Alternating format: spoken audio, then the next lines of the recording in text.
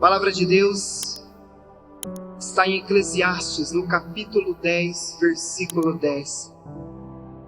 E diz assim: se o ferro estiver embotado e não for afiado o gume, é preciso redobrar de esforços, mas afiá-lo é uma vantagem que a sabedoria proporciona. Palavra do Senhor.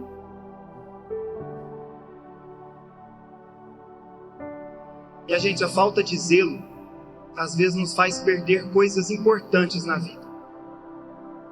Diz que certa vez, em um reino muito distante, um lugar onde o inverno era rigoroso, o pessoal costumava fazer uma competição, um concurso de lenhadores. E todos os anos, sempre os mais fortes, os mais jovens eram os que venciam. E naquele ano não foi diferente.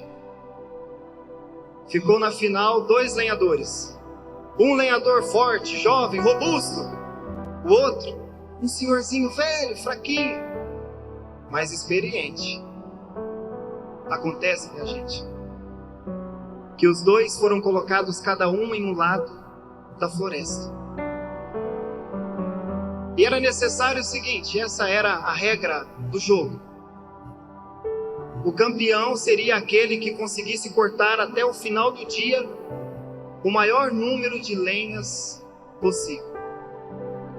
E os dois começaram cedo. O rapaz, jovem, forte, dedicado, olhou para aquele senhorzinho e falou: tá no papo, vou ganhar. O senhorzinho foi, tomou o seu posto, ele também. Um não via o outro, porém eles ouviam as batidas do machado. E aquele jovem começou a trabalhar rápido e cada vez com mais vigor, com mais força. E ele começou a ficar confiante, porque de hora em hora ele percebia que o som do machado do seu concorrente, do seu adversário, parava. Aí ele pensou: é claro, ele está cansado, já é um senhorzinho idoso, com certeza às vezes não vai conseguir chegar nem até o final da competição. E aí ele tinha mais ânimo ainda e não parava para nada, nem para beber água, nem para ir no banheiro. Ele foi trabalhando o dia todo, já estava exausto, mas super confiante, cantando vitória. Até que chegou o momento de anunciar o campeão, de distribuir as medalhas. E ele veio todo sorridente, todo confiante, e de repente anunciaram que o vencedor daquele torneio era justamente aquele senhor, velhinho, fraco, mas experiente no machado.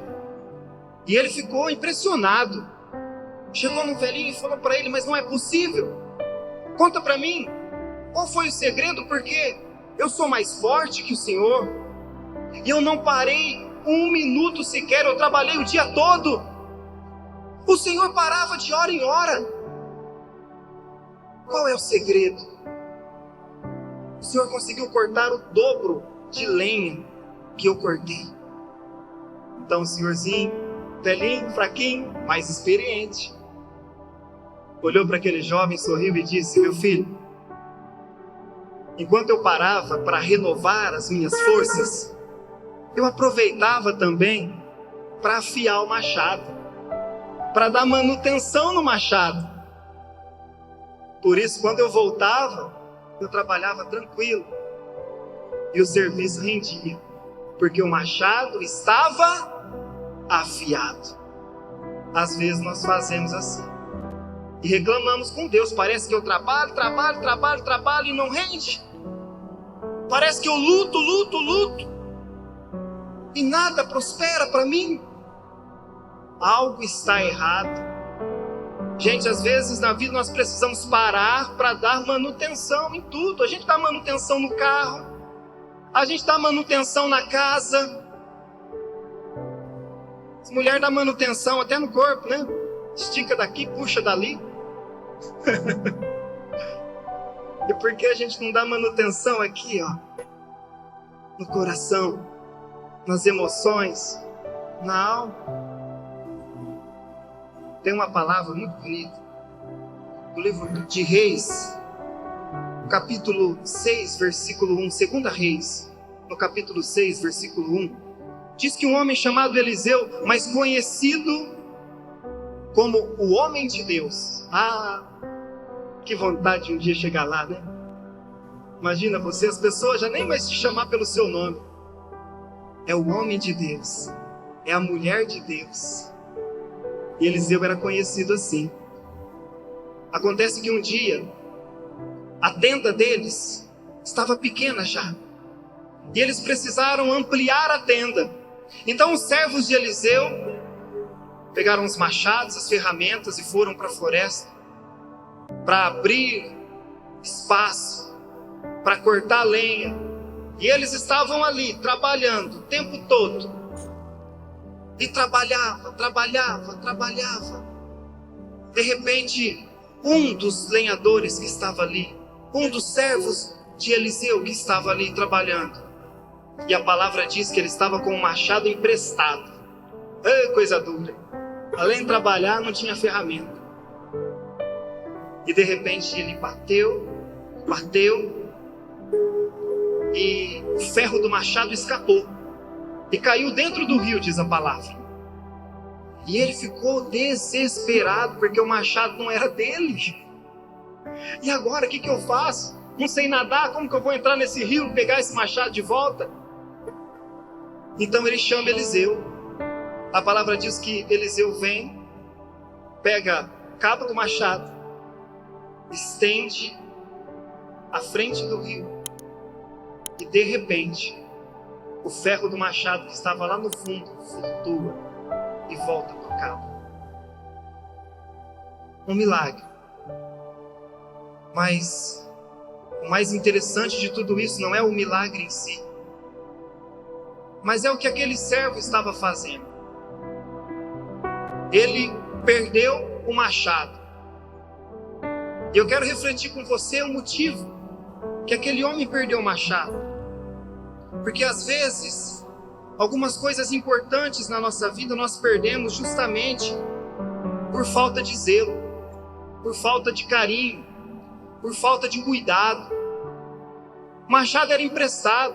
Quanta gente que às vezes pega um negócio, não é meu mesmo, né? Cuida de qualquer jeito, não se preocupa com aquilo. Às vezes as pessoas fazem isso até nos lugares onde vivem. Joga tudo pro chão, deixa tudo esparramado, não zela das coisas simplesmente porque, isso não é meu, é público. Na vida é necessário ter zelo, carinho, cuidado e dar manutenção. Quando nós não damos manutenção numa ferramenta, ela vai se desgastando. Da mesma forma, quando nós não damos manutenção nos nossos relacionamentos, eles vão se desgastando. Às vezes o teu casamento está desgastado por falta de cuidado, de carinho, de manutenção. Sabe por quê? O ferro do machado escapa do cabo. Porque quem aqui já trabalhou com machado, com enxada, com martelo, sabe? Que quando você coloca o ferro da ferramenta no cabo, tem que colocar uma cunha. Quem conhece a cunha? E a cunha trava a ferramenta. Só que quando você vai batendo e trabalhando e não dá manutenção na ferramenta, começa a surgir uma brecha. E essa brecha causa uma folga na ferramenta. E aí começa a chacoalhar, não é assim? Vai ficando bambo. E aí quando você começa a bater, fica perigoso. Um machado, uma ferramenta sem manutenção e com brecha se torna perigoso. Um casamento com brecha corre grandes riscos de ser perdido também. Relacionamentos com brecha, com folga demais, começam a ser perdidos também. Tem muitas pessoas que perderam coisas importantes na vida porque pararam de dar a manutenção necessária. E para dar manutenção, não é aquele jeitinho brasileiro que a gente fala, não, né? Porque tem gente que é assim, percebe que a ferramenta está com folga e bate daqui, e bate dali, né? E bate no chão. Tenta resolver, mas resolve por alguns instantes. Depois, começa a abrir uma nova brecha. Não adianta a gente tentar fazer as coisas de qualquer jeito.